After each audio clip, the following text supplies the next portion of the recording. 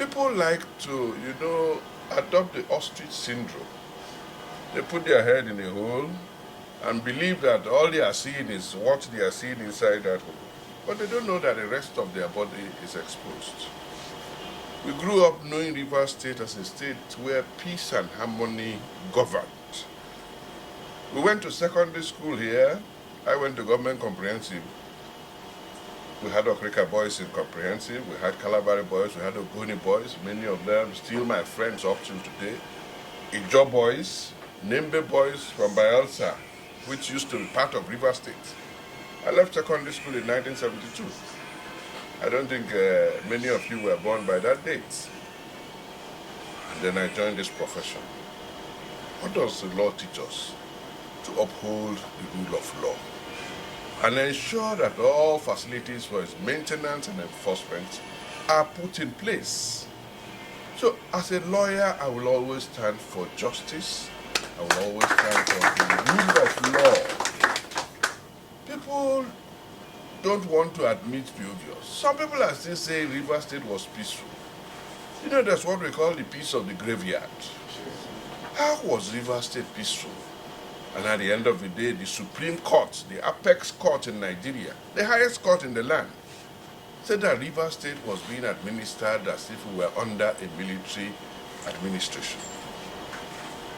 I have no problems with Governor Fubara, as he himself has said on social media. I was one of the 3 wise men, which he called us, he coined that term, that supported Governor Wike to bring him forward to contest for governorship in Rivers State. So, after crisis started between him and his Oga, as he used to call Nyesom Wike, we went on the invitation of President Tinubu to Asue Villa. Again, that 8-point communique was produced, read by our former governor, Sir Dr. Peter Obi.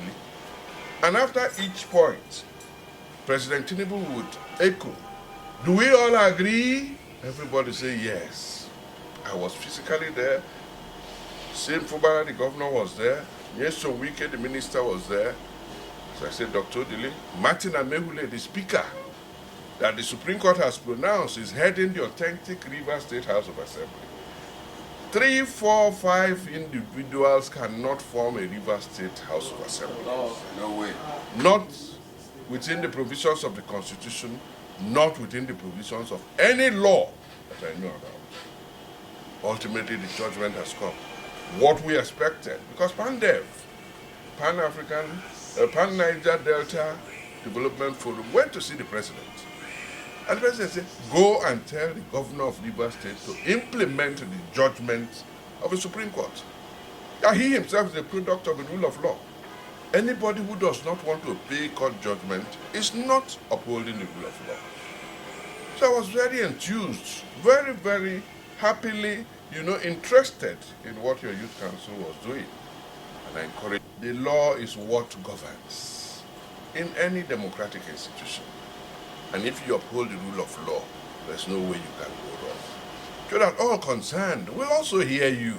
Just as we have spoken, some have heard us, some may not have heard, some may pretend that they've not heard. You know that statement you made about somebody who is pretending to sleep and they are waking him up.